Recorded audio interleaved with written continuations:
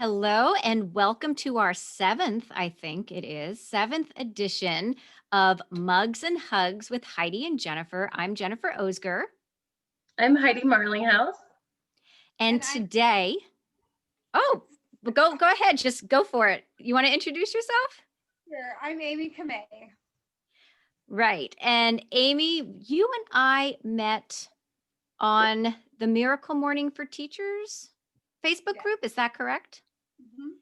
And so we had a wonderful conversation. I think it was 1 week ago. It was last Sunday, and very gracious with your time.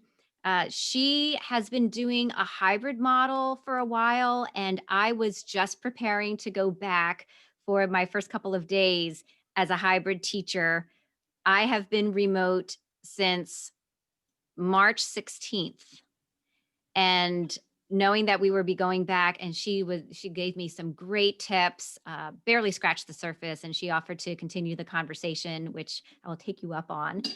And the more we were talking, the more we realized we were so aligned. And I said, I would love to have you have a conversation in education with Heidi and myself. So here we are.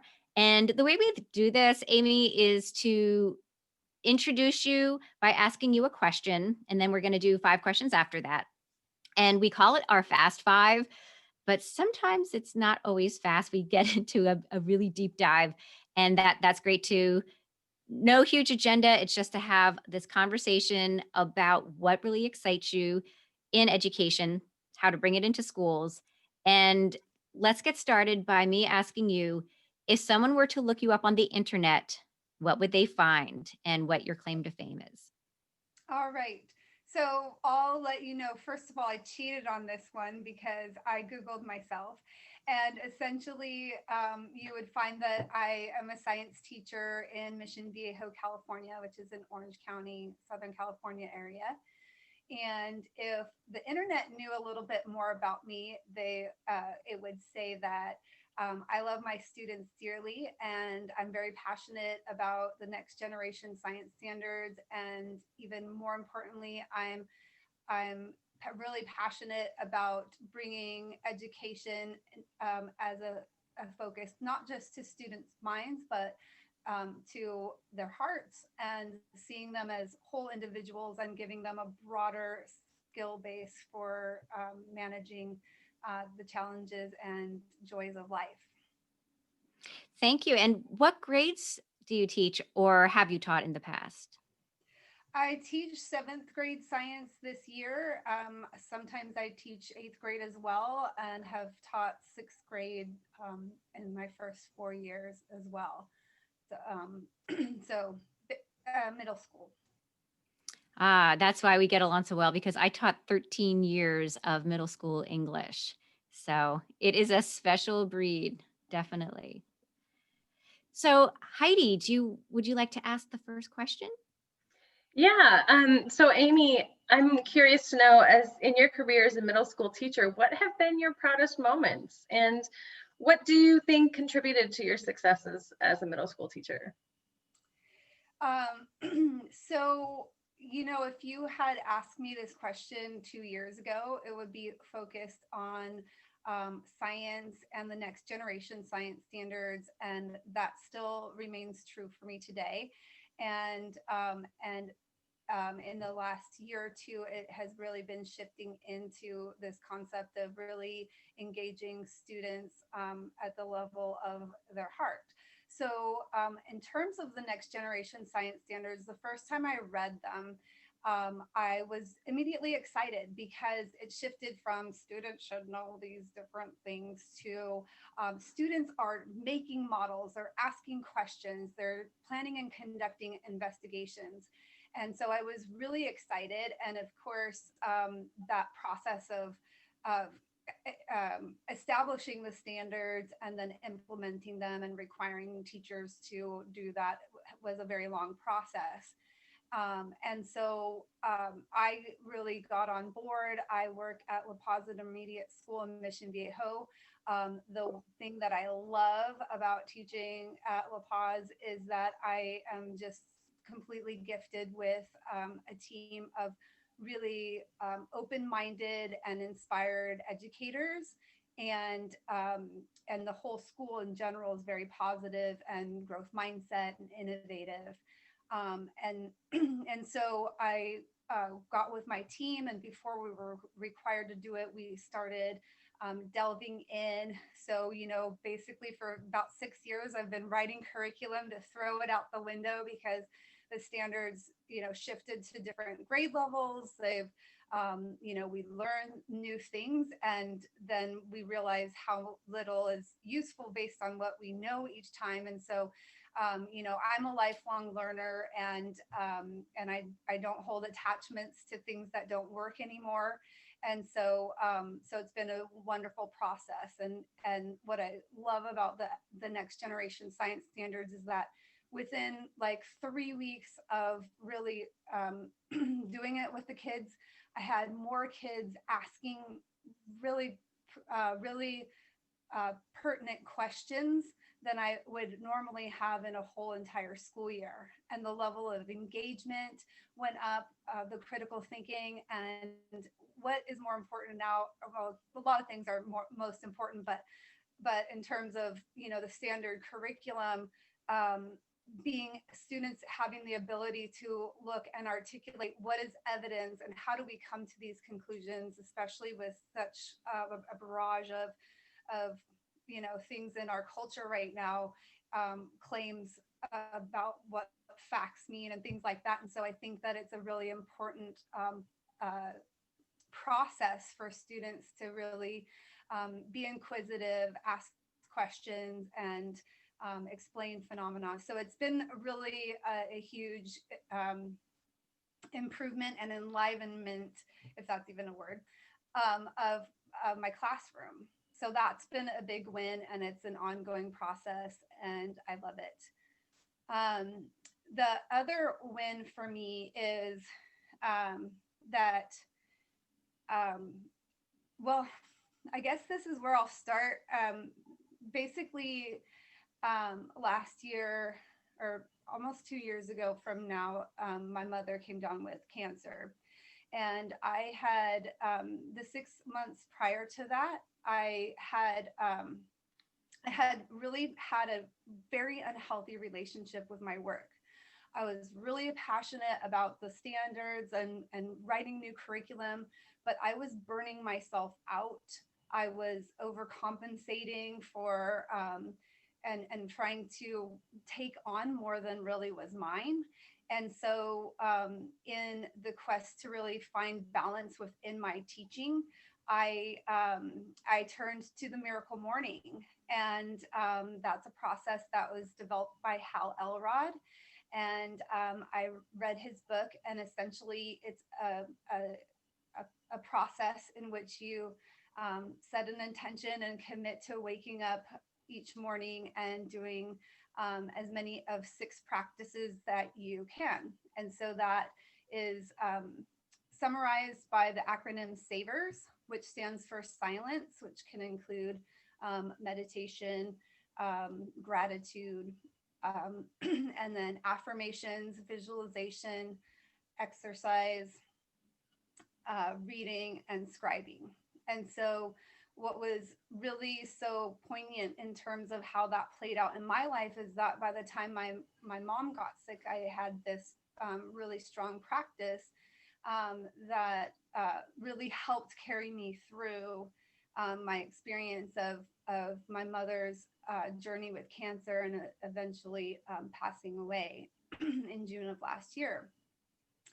And that having that foundation was extremely pivotal for me. And my mother was a beautiful, giving person. She saw me as a teacher before I even, knew that would be my path. And it changed me, and it changed me in really profound ways. And one of the things that one of the insights that I gained from that process was that I need to be really intentional about teaching to the hearts of my students. That just focusing on their brain and assessing them in certain ways is not enough. And and so I so I knew that that would be a requirement for me to integrate into my educational practices. I already, I already for years had been really focused on showing the students that I care and really seeing them as individuals, but I knew that I needed to do something more intentional about that. And so, COVID's been an intense time for all of us, and I look for ways to make it so that I'm better than before COVID. And anything challenging in my life, I really approach it as, how am I learning and growing through this? And it really provided the opportunity for me to really use the savers as a vehicle for an intentional way to bring that full child aspect into my classroom. That I'm as intentional as with that as I am with my science curriculum.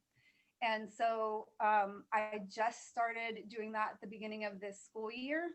And it really feels like a win, because it feels to me that I am now in the process of really being able to align that need within me to bring heart into my classroom. Aime, I love all of that. And when I was listening to you, I heard that, not only is it in the way in which we teach, but it's having that self-care and really finding you as a teacher. And the fact that you took the time to do that allowed you to be a better teacher and to really teach to the needs of the students. As a teacher myself who I have gone through burnout. I mean, I have endured more than I should have to as a teacher, as a human being. And I feel like that affects students. And the bottom line is the students, right? And I did my best to take care of myself with mindfulness practices and all sorts of other self-care, a lot of self-reflection, a lot of contemplation. But it's not always enough. If you're really wrapped up in that burnout, you get stuck in the curriculum the way it is, and it doesn't come out in an authentic way. It just ends up being very robotic almost, And so the fact that you took that time to really take care of you and find you, because most teachers, we love teaching. We love students. We love giving. We're very much in a servant profession because we love people. And so for you to take the time to take care of yourself and really dig into your passions allowed that to come out for them. So what a wonderful opportunity for your students, and wonderful role modeling of how to, roll with the punches, if you will, because that's all life is, right? It's not easy ever. And that doesn't mean we have to burn out. It doesn't mean we have to be devastated. It's just, okay, next step, next foot forward, right? Definitely. So thank you for bringing that. And when teachers, when I'm sharing about this process and this experience and people find it to be interesting, I always say, the first step is start doing it yourself. We earlier were having the conversation of how when you're exposed to new curriculum, then you kind of need to take it and make it your own. And I think that's the best starting place, is to really have that as your own practice if it's something that you think will resonate with you. What I love, just what you said, I realized after 10 years of teaching, because I've been at this 21 years now, I realized that I was teaching English and I was teaching writing.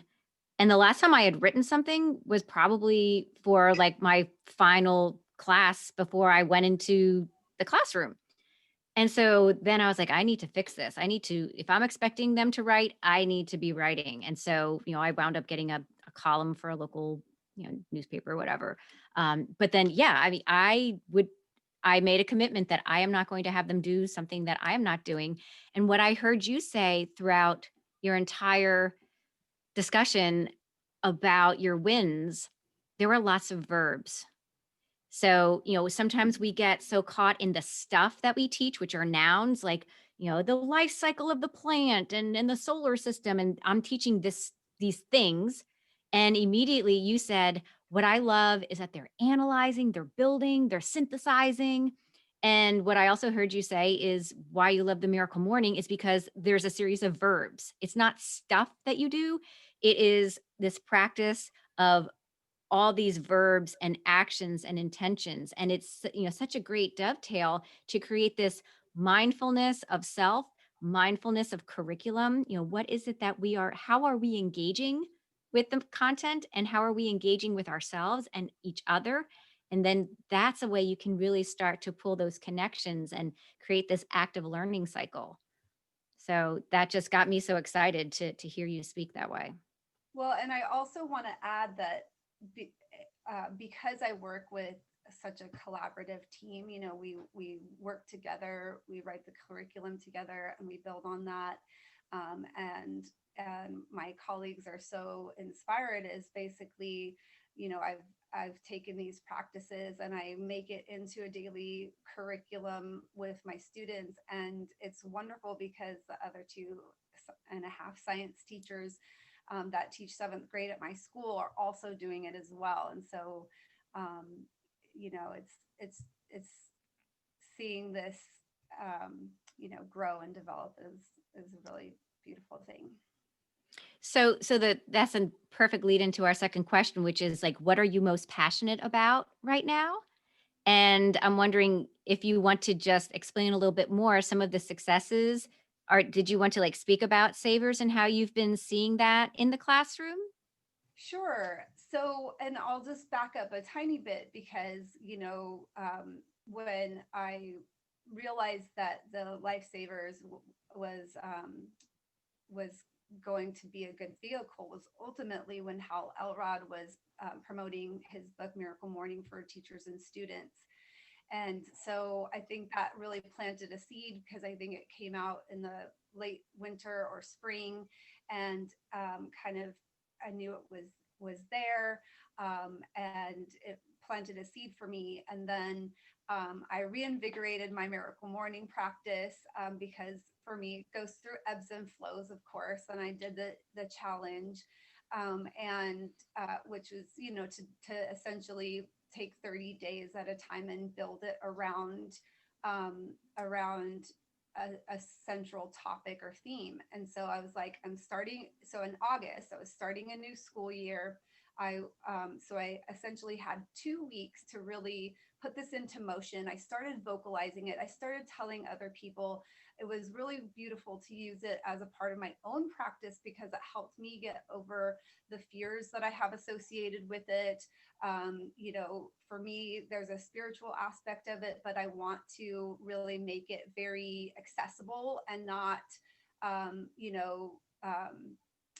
cross that line, in terms of respecting other people's backgrounds, and of course that it's a secular institution and things like that.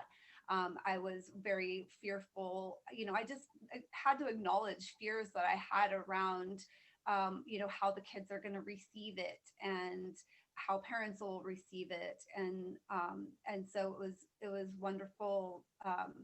And so when I got the book The Miracle Morning for Teachers, it was really great to hear about and read about how other teachers were implementing it, and allowed me to again really take other people's practices, looking at how it would fit into my students' age group, making it really age appropriate for them and age relevant for them has been really really a big focal point for me.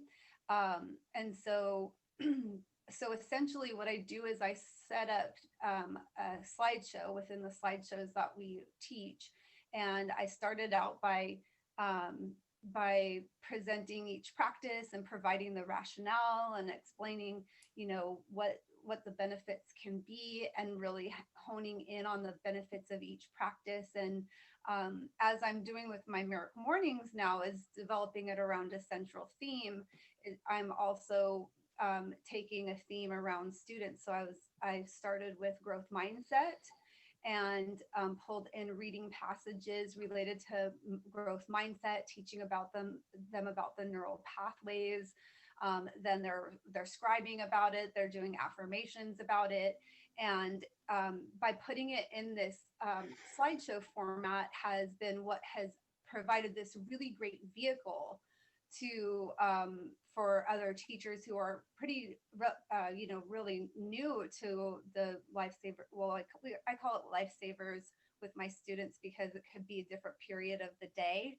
So so that seemed most appropriate for them and the format that we have. And so it's allowed other teachers to really just take it and run with it. And so ultimately I have a vision of really creating a curriculum that can be simultaneously plug and play if that's what you want and you just need a starting point, and as well as being flexible to pull in different themes as it seems to fit.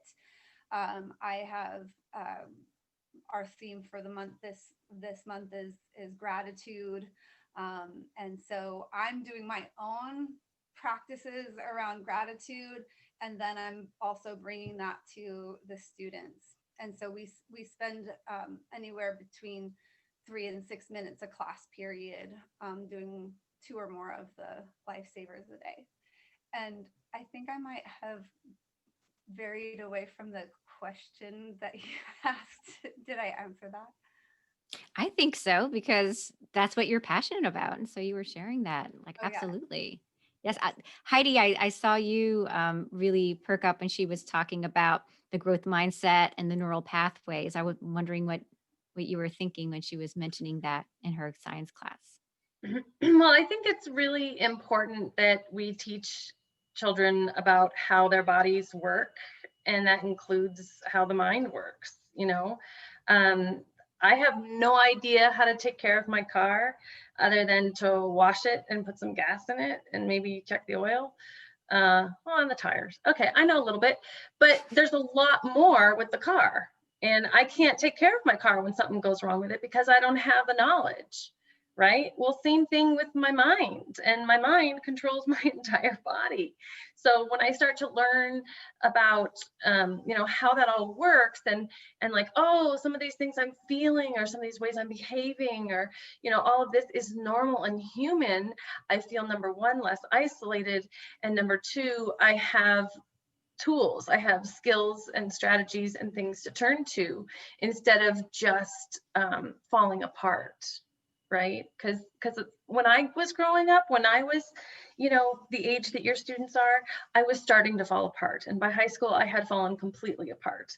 And I was just telling my daughter the other day about college, my college time, because she's struggling in a couple of classes as far as doing distance learning. And when she does the work, she does fine. But she's having a hard time being motivated to do the work. And a lot of that has to do with distance learning and the fact that she's, not engaging with other people.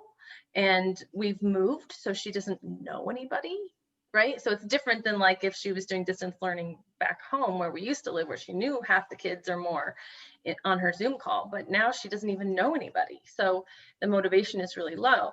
And I was telling her when I was in college, that happened to me, where my motivation just plummeted to the point where I couldn't get through some of my courses, and I was getting like a D, and I had to crawl in and humble myself, crawl into my teacher's office hours and just say, I'm having a hard time, I need help. And this isn't about academics, it's not about understanding the content, it's about me just not doing well. And those teachers, fortunately dropped me so that I could retake the class the next semester or whenever I was ready, because it was way past the drop date, but I didn't want those grades to be on my record. So, but that was a really hard time. And I think about how much I struggled during those years. And had I known a little more about what was going on upstairs, and I had some skills and tools and strategies, I would have done a lot better.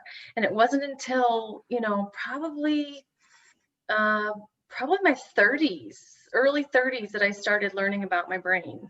You know, I had been trying things all the way through, but it wasn't until my early 30s that I started learning about my brain and, you know, starting my morning in a different way with more of a mindfulness practice and being more self-reflective and taking time to be quiet, and not necessarily quiet my mind, but just quiet with what's around me, and then allow myself to recognize what's happening in my mind and work with it. And my life changed after that, you know. And I want that for all students. I want that for all children, because then they can learn and then they can be productive human beings in society, right? We can all do our best, and that's all we need, is to do our best, even if our best is different than our neighbors, even if our best is different than, you know, with somebody in another state. That doesn't matter. What matters is that we're doing our best. You can't go wrong with that. So What that's what what excited me. Oh, well, when I heard you talk about the metaphor of the car and, you know, doing proper maintenance and to know how the car works, the more you know about the car, the better you can take care of it. That is such a great metaphor. And on top of that, a car is a machine, right? It needs other people to fix it. It cannot fix itself yet. We are a machine, but we're also self fixing, right? We can repair ourselves. We can shift and make decisions that can then have a different trajectory. And, you know, as I'm sure Amy, you know, with science and everything, like we are part of nature. You mentioned the spiritual element, and, you know, in educating the whole child, you have physical, cognitive, social, emotional, and then the last one is the spiritual. And people get a little nervous, ooh, spiritual. But the way I look at that is understanding that we have been put here for a reason, and to discover our purpose. Why are we here? What excites me about life?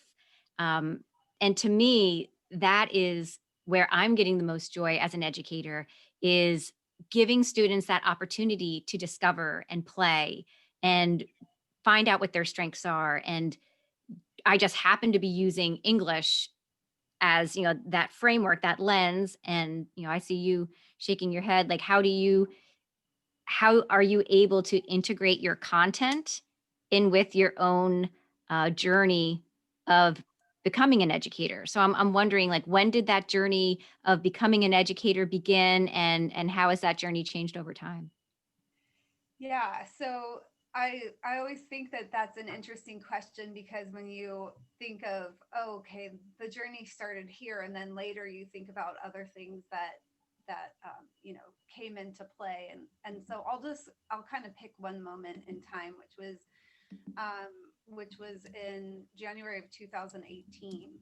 Um, we had we had been really experiencing a high rate of suicide in students in our district, and a seventh grade student at our school completed suicide. And that was really, really heavy for our community. She wasn't my particular student, but we felt it really deeply. And I was you know, you process all of these emotions of, like, you know, what can I do? Because I'm interfacing with 150 plus students a day. How am I going to make a difference? And my first insight in that was build connections, build connections among students, with each other. I'm a big Kagan cooperative learning fan. You know, we use a lot of cooperative learning structures. School-wide, we have a lot of academic conversations, and you build in some, you know, open-ended, non-academic things to make it more safe. So it became really important for me that I know that in my class, students are going to look each other in the eye, and they're going to speak directly to each other, and they're going to acknowledge each other. Um, and and then, as things, the insights that came to me through the process of my mom passing, was really about, I was observing that, you know, this paradigm that we're in with education is so, you know, it's results oriented. What do you know? What do you know? What do you know? And and I was seeing, I have an adult son, and students in his generation were coming to the end of their 12-year education, their, foundational education. And I was just observing in a lot of these young adults that there were a real lack of intrapersonal skills. What do I want? How do I handle something like depression or anxiety?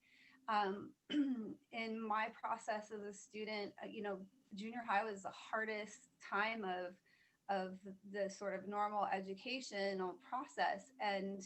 Um, and really, I think that students a lot of times are just kind of absorbing what they're told they should be striving for. And so for me, I saw grades as being really a measure of my worth. And so if I personally was also really getting into a lot of unhealthy things when I was a teenager as well. And I was like, as long as I'm getting straight A's, then I'm okay. There were all these other aspects of me that were not okay at all. I was putting myself into actually pretty dangerous situations, but I was holding up this measure of a report card as being my measure of okayness.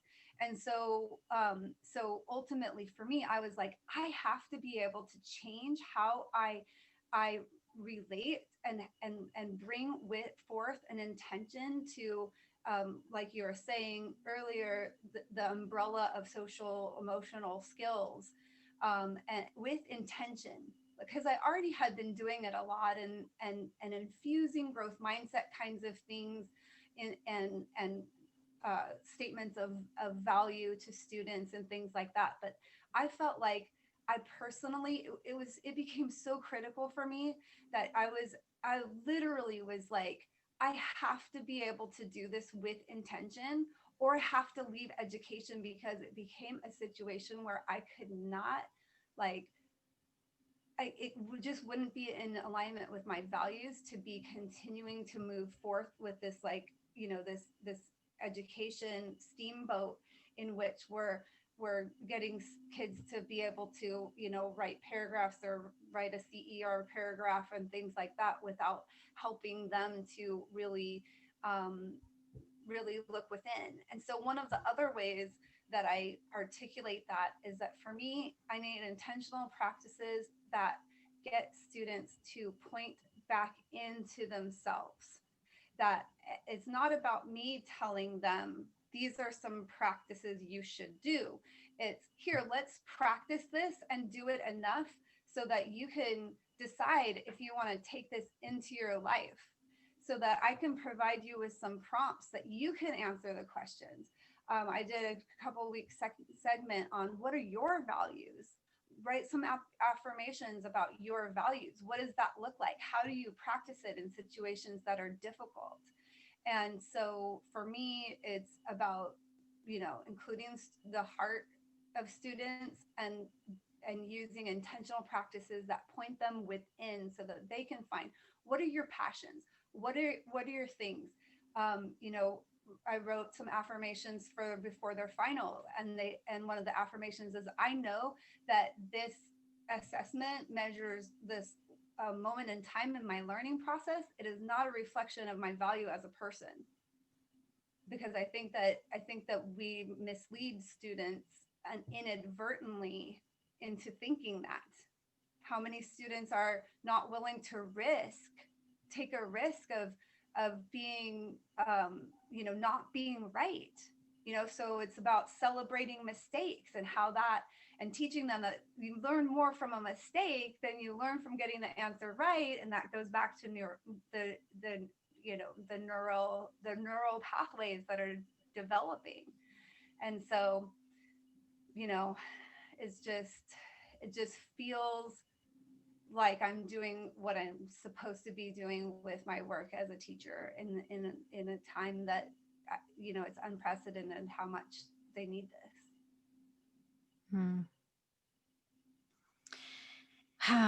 You just said so much. And to hear that coming from someone who teaches science, because, there would be, I don't want to say a stereotype or a certain thing where, science based, and it's, that these SEL things are more fluffy, and maybe you could do that in a poetry class or something. But when you have a hard data driven type of content, and now we're seeing that it is supported by science because we know more about the brain. So, um, and to just hear you be so passionate about what you believe, and when you bring that to the classroom, it's those mirror neurons. When they see you excited about it, do you see them latching onto it more so? Well, I wish I could say yes, because in the time that we're in right now, it's so challenging. When I first learned that we were going to start the school year with distance learning only, I thought, oh gosh, now I'm not going to be able to bring, the lifesavers to my students. Because I'm not going to be there and really like navigating their experience of it and stuff like that. And then I thought, when do they need it more than now? When they're stuck at home, they're feeling more isolated than ever. And ultimately it has been really challenging to get that feedback from them. And now I'm blessed to be able to have them in the classroom with me.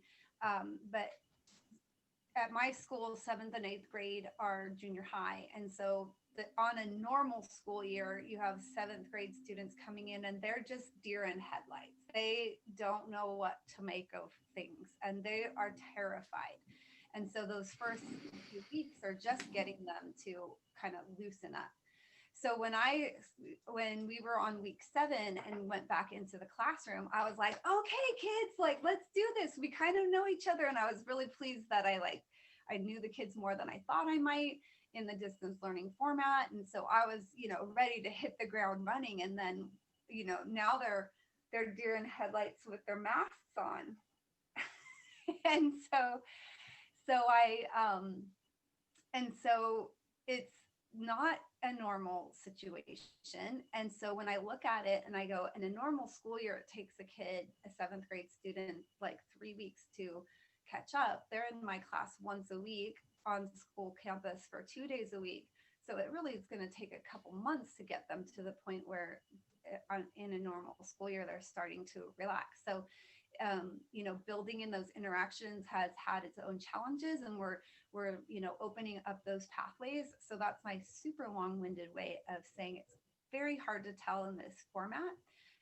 Having them in the room, I noticed that there's some students that I can tell really appreciate it. And, when we go into the silence, we're kind of, I can see they're taking it to heart. What I interpret to be kind of like my sort of level of learning, which is like, what's the next thing to do? And when they're on distance learning, they're using those couple of moments to do the extra thing. And, and I just invite them to give themselves the gift to stop for a moment, because for the student who is so driven to succeed, it's very, very hard to stop and to just be calm and to be still. And so I'm going to be pushing out a survey to really get their feedback in more of a context. So and there's some things that students have said here or there about that. So next week I'm hoping to really get a stronger gauge on what it is they're really experiencing and their feedback on how to make it better and more relevant and things like that. So, Well, I did a survey because it's the end of the marking period. And so about a week ago, I did their self-reflection. And,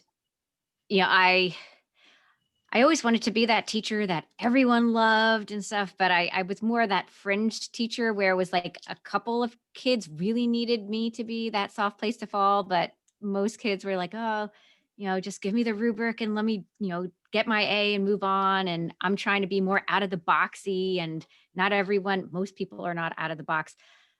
But what I did with this distance learning, putting on the music in the Zoom, sharing the audio, and we're playing games. And I said the first 10 minutes we're just going to do that, and then we'll start with the material in 10 minutes. So if you want to come right away, that's fine. If you want to come 10 minutes late, that's fine. And so when I did the survey, like almost everyone is like, I love this class because we play music. I love your energy. I love all of that. And so I've only been back 2 days. And to your point, Amy, what did I say to them? Okay, well, I'll see you next week, same time next week, like physically, because I'll be Zooming. And it was just, I'm good with technology, I feel, and I was good doing it, or here in my room. But in the classroom where kids are coming in physically, kids are going bing bong, putting in the waiting room, and like all this stuff. And I remember now when I did Savers last year, they would come in, the lights would be off, there'd be a slide deck with the question, the journal prompt. They would just, I'd prompt them to do some, diaphragmatic breathing, look at your affirmations that were posted on the inside of your journal. And we just did that for the first 5 minutes. And I'm thinking just right now, like, that is like, I really need that now. And I already told them about the concept of Savers, and I'm going to introduce a different one each week. And to just have that where the first 10 minutes, where it's the bing bong, and kids coming in, that I'm giving them that space to center and ground themselves. So thank you for reminding me about that. And, that term, now more than ever, like, is when we really need to just slow things down, take a breath. So thank you. As I listen to both of you talk, I'm hearing that it's not like, a 20-minute a day kind of a thing. I hear, 6 minutes to start the day, and then it's incorporated into the rest of what you're doing. This whole style of social emotional learning isn't a curriculum. It's not, there's curriculum to help students understand the neuroscience and the skills and the techniques, but overall it's a way of being, right? And so it's a way of learning, it's a way of teaching, it's a way of being together as a group of students in a classroom. And I love that you take the time to have 6 minutes of intentional work around it to drive the rest of the class. The rest of the class time now is just builds from there. And continues to have that feel, that energy, and the skill sets as well. So it's wonderful. It also makes me want to teach with y'all. Can I just build a school with all of you? I have some other friends too. We could just, piece everybody together and have a school, which is what I've been looking for years. And ultimately it's what drove me out of the classroom, was that I was just so frustrated that I couldn't find an entire school for me to work in where this was the mindset, right? And now I want more than just an entire school. I want the whole system. I want education. I want, the nation, the world to be teaching like this. And that may not be what's appropriate. I don't know. We're all different. We all need to have different ways. So I don't know. But Aime, I'm wondering if you were able to spread the word on this style of teaching, using Savers, using SEL the way you do, growth mindset, all of it. Who would you want to run into? Like if you were taking a ride, on an elevator at a really tall building to the top floor, like who would you want to be on that elevator with you so that you could have this conversation and just blow their mind about the way you teach? And what would you say to them? Well, so in thinking of that question, ultimately I'm thinking I want to go to the highest level of who oversees our, education in this country. And yay, it's not Betsy DeVos. So quite a day now. We're, just 2 days ago we would have been having a different conversation, right? Right. Thanks, Betsy. So I would love to ride an elevator with whoever is the next director of education and really, really talk about a vision for education, that we are educating students. Yes, they can read, they can write, they can do science, they know history, they can have important conversations, they know how to filter what they're getting in the media, and being able to look at it from with a critical eye, and come to their own conclusions based on what they see as the most viable forms of evidence.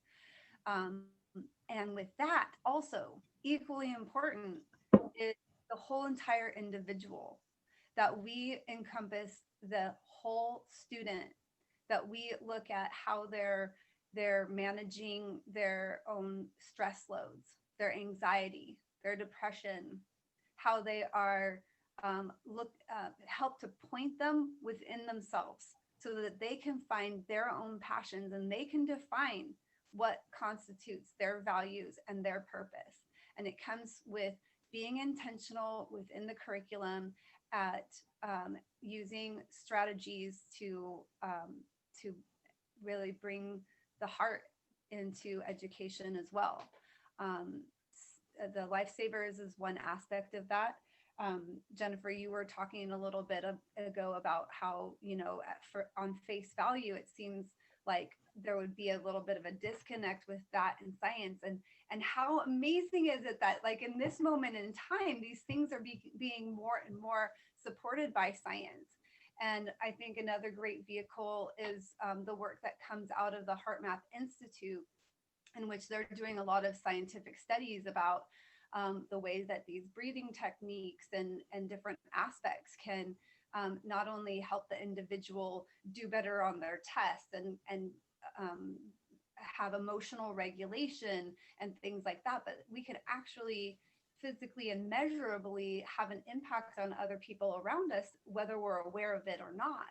And for each individual, I think it comes with doing the work here. And for me, it's doing the work here and then building out. And so for me, I hold a vision for education really encompassing the whole individual, helping to facilitate intrapersonal skills so that students can have healthy and full and whole lives. And really that comes from within. So. Wonderful. Yeah. And I was thinking, as we first started talking about like who you would want to have on that elevator ride with you, Jen and I love these opportunities of change, because it's just, it's a time for transformation. Like even with the pandemic, this is a time that we have more opportunities for change, and now going back into like hybrid schools, more opportunity to try something different. So I know it's hard for a lot of people to deal with change, because as human beings, we feel a little safer when things are, normal or consistent. But change is good too. So yeah, I just see opportunities. Well, and what I like about change is when so many things are changing around you, it gives you an opportunity to see what your non-negotiables are, what your core values are, right? Because everything else is moving around, and you can kind of keep still and say, okay, well, this is where I am among this change. And there's that cliche of, putting your face or your oxygen mask on before you attend to other people. And what I also like is the whole idea of, like, like a mug or a cup where, if someone needs some water, like, I cannot give someone something I don't have. Right. And so, if someone needs me to be patient for them, if people aren't patient with me, I can't do that for other people. Or in order for me to empathize with someone else, I need to feel safe, and other people have needed to empathize with me. So it's that give and take that I feel is so important as well. When I was hearing you talk earlier, Amy, about um, just dropping in and giving that space for the students, and your own self-care and how you can, spiral down very easily, or you can flip that script and spiral up. So that's what I found very inspiring about what you were talking about just a little while ago. Thank you. Now, Yeah. if I were to get out of the said elevator and have to get back on the elevator at another time, I would be so delighted to see Hal Elrod in there because I find him to be just a gem of a person and so inspiring. And he has a really beautiful gift in terms of really helping to bring this into a way that's really digestible to a really wide range of audience without alienating people of different walks of life. And I know he just has so much enthusiasm and energy. And of course, was real instrumental in doing the Miracle Morning for teachers. And I would just say, like, let's turn this into a really, a package, not a package, but a vehicle for even taking it to the next level of being something that is so user friendly as well as super flexible to adapt to the needs of your students and your own personal styles. And I think that for me it's just always taking it to the next level of what it could be. So Well, that's the perfect final question that we have for you is, how do we get this into schools? We're already doing that. So I guess let's level up that question a little bit more. Imagine, 3 years from now, 5 years from now, with this work that you're so passionate about that you have been doing, where do you see this going in the near future? yeah, I think, well, it's interesting because in terms of, how does this become a part of the conversation? And I started that with my school intentionally doesn't have a break room because it tends to be kind of the complaint zone. And so we, and I'm just so blessed because like you're saying, Heidi, about, I want to teach at a school where you have people that are really, you know, super open-minded and positive. That's La Paz Intermediate School, Mission Viejo. I'm so blessed in that way. And so I started talking to my colleagues, and they're, a couple of, actually, one started the Miracle Morning shortly after I did. Another was, started her own meditation practice, and they were really interested in what I was saying about Lifesavers and Heart Math Institute.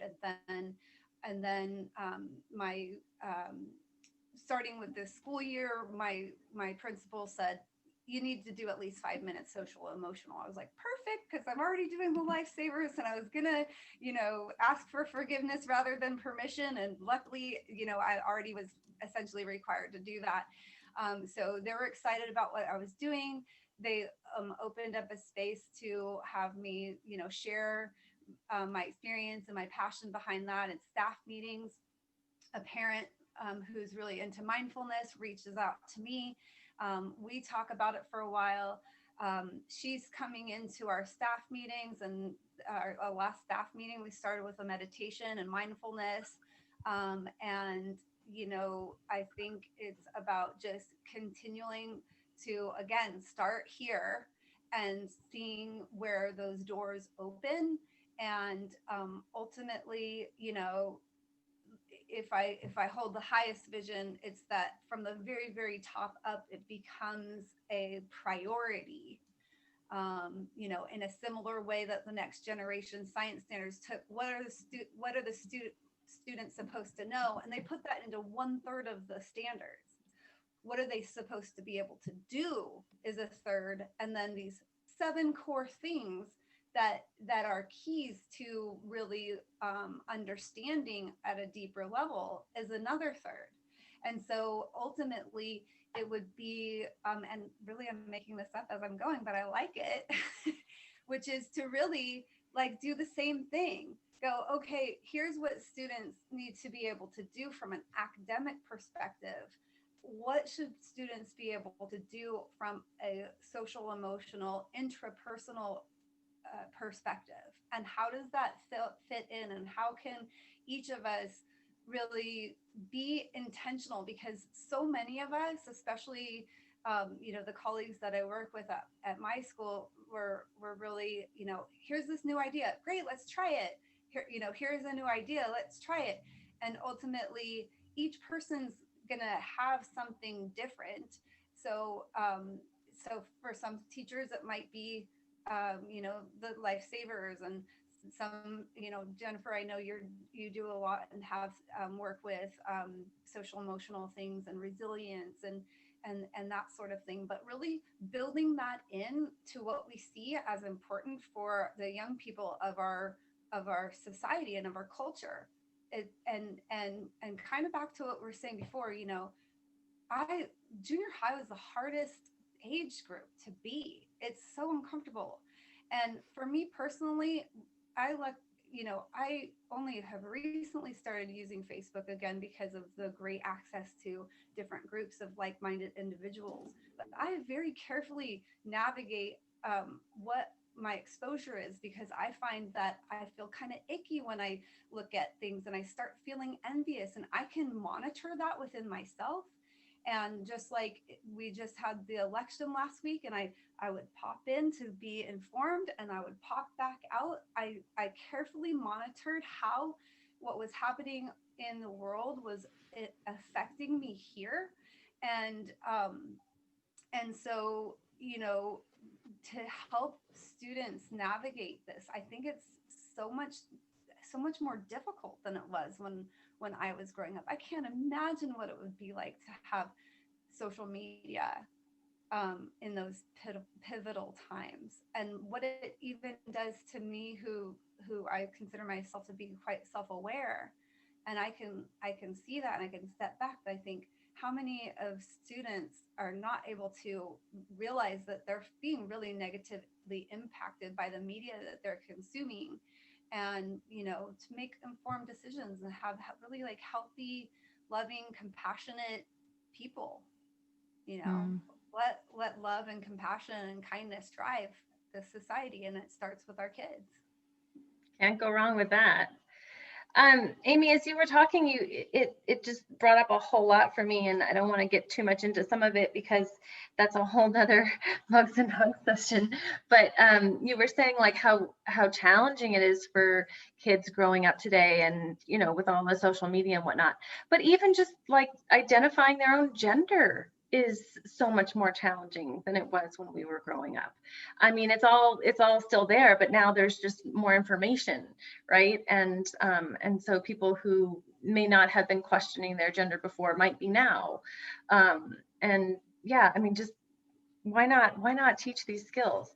And then the biggest thing that stood out for me was when you said you were just going to ask for forgiveness instead of permission.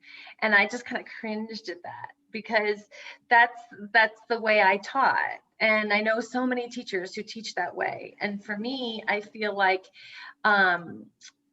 it should be, the system should be in a way that we don't have to ask for permission or for forgiveness. It just is. And I know like my children, I put them in schools whenever I can that function that way. So right now my daughter's at an expeditionary learning school, and SEL is embedded in everything they do. And a lot of that growth mindset and self-reflection and just those internal skills, those intrapersonal skills are put on the report card, and not as a grade. They don't do grades.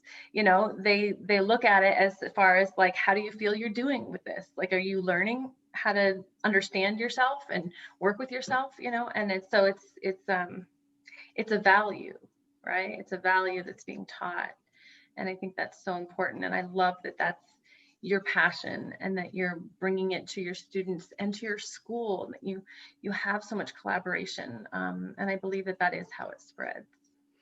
Well, and in hearing, the question was, crystal ball or magic wand, you were in the future, and it almost sounds like your school is the future right now. Like, I hear you say over and over that, it's just so open and you're so blessed. And, I'm even going to say right now that, I don't know how available your administration is, but I would love to have them come on and say, we're very strength based, appreciative inquiry, what's working well, and let's celebrate that. And let's analyze successes with as much passion as, drilling down and try to fix a problem. So, congratulations to your school and the faculty and the leadership that they're able to create that container where you're able to thrive and flourish as an educator.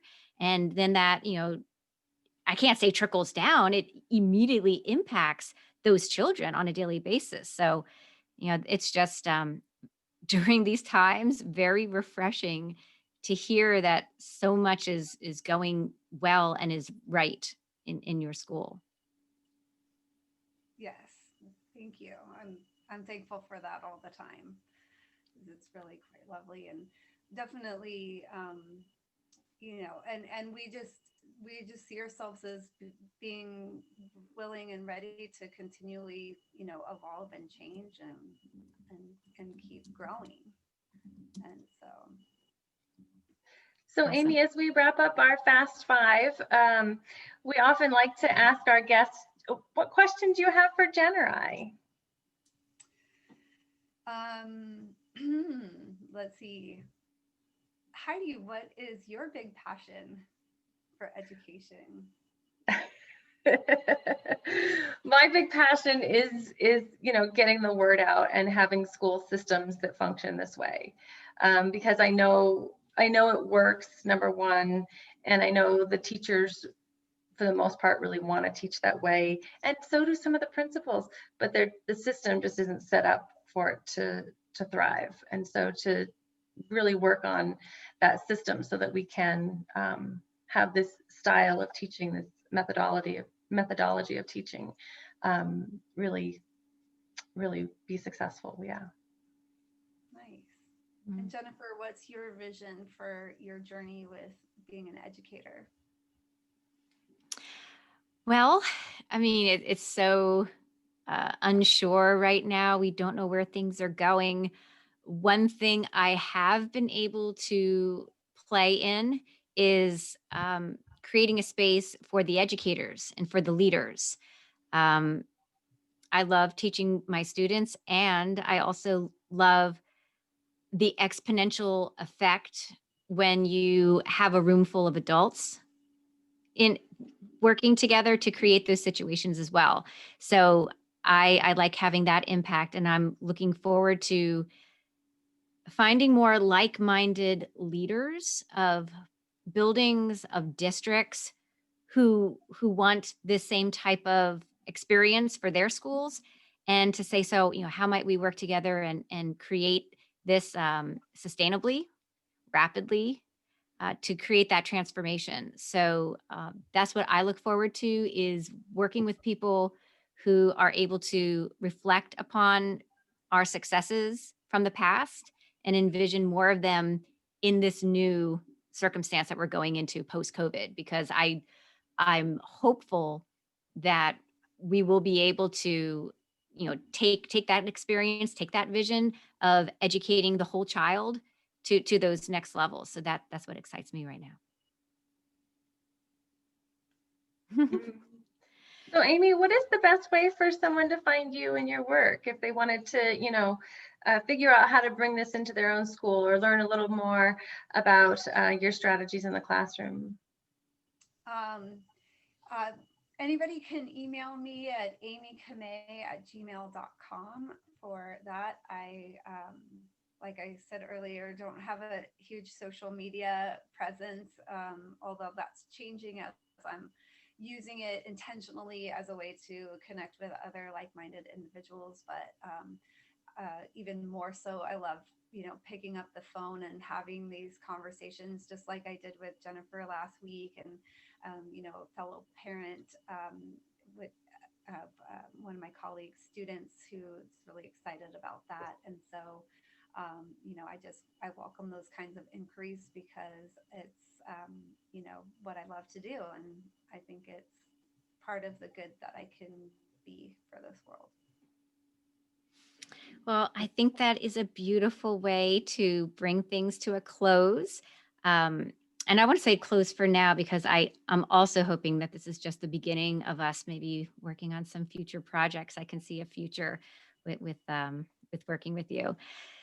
So what we'd like to do is take a final picture. If you want to hold up your mugs, and I will be taking it with my little two fingers here. So we go and we Jen doesn't hold up her mug. You can hold up your mug right before though, Jen. We'd still love to see it. Oh, well, I've been sipping, so right there.